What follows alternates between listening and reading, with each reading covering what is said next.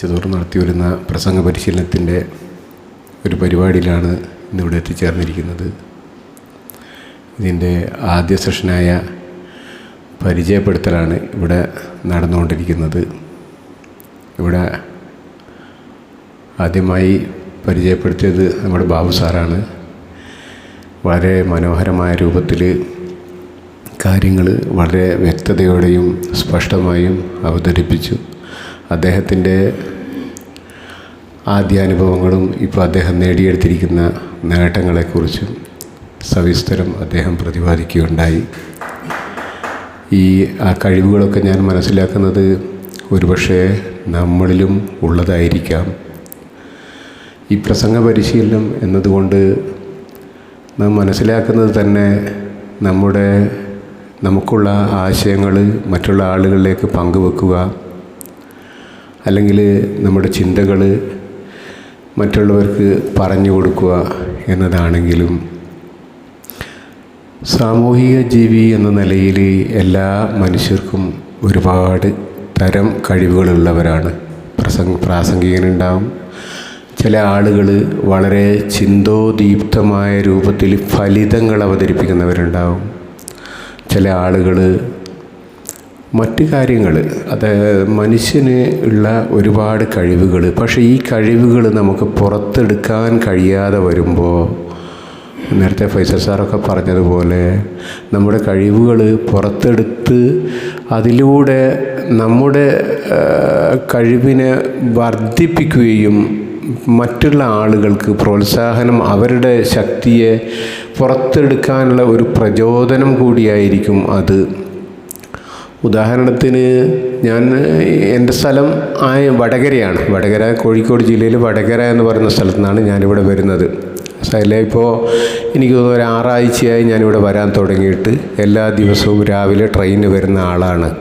അപ്പോൾ സാധാരണ ഞാൻ ഈ പറയുന്ന വളരെ ഒരു അന്തർമുഖനായിട്ടുള്ള ആളാണ്. ഒരാൾ ഒരു അനീതി കണ്ടാലും അല്ലെങ്കിൽ നമുക്ക് കിട്ടേണ്ട ഒരു കാര്യം കണ്ടാലും പലപ്പോഴും അതിന് മൗനം പാലിച്ചേക്കും. നമുക്ക് കിട്ടിയില്ലെങ്കിലും കുഴപ്പമില്ല, അന്യരുടെ മുന്നിൽ അപഹാസ്യനാവാൻ കഴിയില്ല എന്ന് കരുതി ഇരിക്കുന്ന ഒരാളാണ്.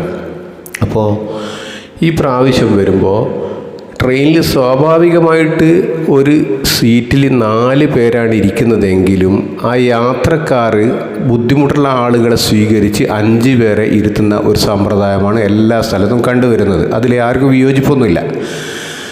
ഈ 5ാമത്തെ ആളായി വരുന്ന ആളുകൾ ആദ്യം അദ്ദേഹം ഒരു പരുങ്ങലയോടെ അല്ലെങ്കിൽ ഒരു വിനയത്തോടെ ആളുകളോട് അപേക്ഷിക്കും. ഒരു സ്ഥലം കിട്ടിക്കഴിഞ്ഞാൽ ആ കിട്ടിയ സ്ഥലം ഒന്നുകൂടി വികസിപ്പിച്ച് ഇരുത്തിയതിന് ശേഷം ഇതെൻ്റെ ഒരു അവകാശമാണ്, ഞാനും നിങ്ങളിലുള്ള ഒരാൾ തന്നെയാണ് എന്നുള്ള ബോധം സ്വാഭാവികമായി നമുക്ക് വരാറുണ്ട്. അപ്പോൾ ഞാൻ പറഞ്ഞു വരുന്നത് ഈ 6 ആഴ്ച കൊണ്ട് ഞാൻ നേടിയ ചില കാര്യങ്ങളെ കുറിച്ച് ഞാനിവിടെ ബോധവൽക്കരിക്കാൻ വേണ്ടിയാണ് പറയുന്നത്. ഒരു സീറ്റിൽ 4 പേര്, വണ്ടി നല്ല തിരക്കാണ്, 4 പേരാണ് ഉള്ളത്. അപ്പം ഞാനിങ്ങനെ നോക്കി ഞാൻ അയാളോട് പറഞ്ഞു, ഒന്ന് അടുത്തിരിക്കാമോ എന്ന് ചോദിച്ചു. ഇല്ല, ഇരിക്കാൻ പറ്റൂല. ഞാൻ എല്ലാ സീറ്റിലും 5 പേരിരിക്കുന്നു, ഇതിലെന്താ 4 പേരല്ലേ ഉള്ളൂ, നിങ്ങൾ അറ്റത്തിരുന്നോന്ന് പറഞ്ഞു. അപ്പോൾ അറ്റത്തുള്ള ആൾക്ക് അയാളെ സംസാരം തീരെ പിടിച്ചില്ല. അപ്പോൾ ഞാൻ അയാളെ സ്വന്തം അടുത്തായിട്ട് തന്നെ എന്ത് ചെയ്തു, ഞാൻ ഇരുന്നപ്പോൾ അദ്ദേഹത്തിന് അത് തീരെ രസിച്ചില്ല. അദ്ദേഹം കാലൊക്കെ ഒന്ന് അകത്തി വെച്ച് വല്ലാതെ മസിൽ പിടിച്ച്. സ്വാഭാവികമായിട്ട് അയാളെങ്ങാൻ എന്നെ ഒന്ന് തള്ളുന്നതാണെങ്കിൽ ഞാൻ അവിടെ തന്നെ പോകും, അത്രയും ആരോഗ്യമുള്ള ആളാണ്. അപ്പോൾ ഞാൻ അയാളോട് പറഞ്ഞു, നിങ്ങൾ എന്താ ഇങ്ങനെ മസിൽ പിടിച്ചിരിക്കുന്നത്, ഞാനും നിങ്ങളെപ്പോലൊരു യാത്രക്കാരൻ്റെ ഇത്രയും നേരം ഇവിടെ നിന്നപ്പോൾ ഇതിൽ ഒരു സീറ്റ് കണ്ടിട്ടിരുന്നതല്ലേ, ഇപ്പോൾ എനിക്കും നിങ്ങൾക്കും തുല്യ അവകാശമല്ലേ ഇതിൽ, ഞാനെന്ത് വേണം, നിങ്ങൾ കാലം അടുപ്പിച്ചിരിക്കണം, ഞാനൊരു യാത്രക്കാരനാണ്. സത്യത്തിൽ ഞാനീ പറഞ്ഞത് വലിയൊരു ഐഡിയോളജി ഒന്നും അല്ലെങ്കിലും ഞാൻ പറഞ്ഞ വാക്കുകൾ കൂട്ടത്തിൽ നിന്ന ആളുകൾക്കൊക്കെ എനിക്ക് തോന്നുന്നത് ഒരു ന്യായമായിട്ടും എനിക്ക് കിട്ടേണ്ട ഒരു കാര്യമെന്ന് പറഞ്ഞു. സത്യത്തിൽ അയാൾ എന്ത് ചെയ്തു, അവിടെ അദ്ദേഹം ചൂളിപ്പോവുകയും അടുത്തുള്ള ആൾ എനിക്ക് കൂടി ഇരിക്കാൻ സൗകര്യം ഒരുക്കി തന്ന് ക്രമേണ അദ്ദേഹം അതിലേക്ക് ലയിച്ച് കയറിയിരുന്നു.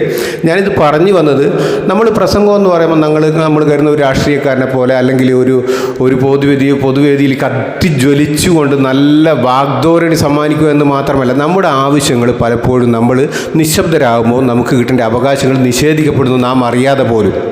അപ്പോൾ അതൊക്കെ നേടിയെടുക്കാൻ നമുക്ക് ഇതൊരു മഹത്തായ മാർഗമാണ്. നമ്മളൊന്നും നിസ്സാരക്കാരല്ല, ഒരുപാട് കഴിവുകളുണ്ട്. ഒരുപാട് കഴിവുകളെന്ന് പറയുമ്പോൾ ഈ പറയുന്ന ഒന്ന് പ്രസംഗിക്കാനുള്ള കഴിവ്, മറ്റത് വളരെ ചിന്തിപ്പിക്കുന്ന രൂപത്തിൽ ഫലിതങ്ങൾ അവതരിപ്പിക്കുക. നമ്മുടെ ഗ്രാമത്തിൽ തന്നെ ചില ആളുകളുണ്ടാവും വല്ലാതെ ചിന്തിപ്പിക്കും. എൻ്റെ ഒരു സുഹൃത്തുണ്ട്, എൻ്റെ സുഹൃത്ത് ഇങ്ങനെ തമാശ അവൻ്റെ ഒരു വല്ലാത്തൊരു ഹോബിയാണ്. എന്ത് പറഞ്ഞാലും എന്ത് ചെയ്യുമോ തമാശ രൂപത്തിൽ അവൻ കൊണ്ടുവരും. ഒരു ദിവസം അവൻ പറഞ്ഞൊരു തമാശ ഞാൻ ഓർക്കുന്നത്, ഒരാൾ പിന്നെ ഈ ആട്ടിനെ പോറ്റുമ്പോൾ അതിന് ഏറ്റവും ഇഷ്ടമുള്ള ഭക്ഷണമാണ് ഈ പ്ലാവില. അപ്പം പ്ലാവില കുറേ കൂടുതൽ കെട്ടിക്കൊണ്ടുവന്നപ്പോൾ ഈ പ്ലാവില ഉണങ്ങിപ്പോയി. ഇത് ആട് തിന്നുന്നില്ല. അപ്പോൾ അവൻ എൻ്റെ സുഹൃത്തിനോട് പറഞ്ഞത് തരാം, ഒരു കാര്യം ചെയ്ത് നീ കടയിൽ പോയിട്ട് ഒരു പച്ച കണ്ണട വാങ്ങിച്ചിട്ട് ആടിനെ വെച്ച് കൊടുത്താൽ അത് തിന്നോളൂ. അപ്പോൾ ഇതൊക്കെ ഞാൻ പറയുന്ന ചില ആളുകൾ കഴിവുണ്ടാകും, നമ്മളെ വല്ലാതെ ചിന്തിപ്പിക്കും. അതേപോലെ ഒരാൾ ഈ തറപ്പറമ്പത്തിലൊക്കെ ഉത്സവം നടക്കുമ്പോൾ ആ ഉത്സവത്തിൽ പോലീസ് വന്നപ്പോൾ ഓടി 1-2 പേര് കിണറ്റിൽ വീണ്, ഇയാൾ വീണ് ടോർച്ച് അടിച്ചപ്പോൾ ഇയാൾ കുറച്ച് പ്രായമായി, ഇങ്ങനെ ജരയും നരയൊക്കെ വീണ ആളാണ്. അപ്പം കൂടെയുള്ള ആൾ ചോദിക്കുക, നിങ്ങൾ കഴിഞ്ഞ വർഷം വീണതാണോ എന്ന്. അതായത് അപ്പോൾ ഇത് ഞാൻ പറഞ്ഞു വന്നത്, ഇതൊക്കെ ഓരോ ആളുകളുടെ ഹ്യൂമർ സെൻസാണ്. ഇതൊക്കെ നമുക്ക് വളരെ തന്മയത്വത്തോടെ പൊതുസമൂഹത്തിന് മുന്നിൽ അവതരിപ്പിക്കണമെങ്കിൽ നമുക്ക് എന്താണ് ഇതുപോലെ നമ്മളിലുള്ള അപകർഷബോധം നീങ്ങിക്കിട്ടേണ്ടത്. അത് നീങ്ങിക്കിട്ടാനുള്ള ഒരേ ഒരു വഴി നമ്മൾ സ്വയം അത് വളർത്തിയെടുക്കുക. ഈ പ്രസംഗ പരിശീലനത്തിൽ വളർത്തിയെടുക്കുക എന്നുള്ളത് മാത്രമാണ്. അതിന് നമുക്ക് കഴിഞ്ഞാൽ നമുക്ക് വിജയിക്കാൻ കഴിഞ്ഞു. അത് ജീവിതത്തിൽ നമ്മുടെ കുടുംബ ബന്ധത്തിലായാലും നമ്മുടെ സാമൂഹിക ഇടപെടലുകളിലായാലും നമ്മുടെ എന്ത് വിഷയത്തിലാണെങ്കിലും നമ്മുടെ ആശയ സംവാദം നടത്താൻ കഴിയുമ്പോൾ നമുക്ക് അത് വിജയത്തിലേക്ക് എത്താൻ കഴിയും. ഏതായാലും ഒരുപാട് ആളുകൾ ഇവിടെ സംസാരിക്കാനുള്ളത് കൊണ്ടും ഞാൻ എൻ്റെ വാക്കുകൾ നീട്ടിക്കൊണ്ടുപോകുന്നില്ല. ഇന്നത്തെ നമ്മുടെ സെഷൻ പരിചയപ്പെടുത്തലാണ്. എൻ്റെ പേര് അസീസ് എന്നാണ്. ഞാൻ സമീപ ജില്ലയായ കോഴിക്കോട് ജില്ലയുടെ ഹൃദയഭാഗമായ വടകരയാണ്. വടകര നിങ്ങൾ കേട്ടിട്ടുണ്ട്.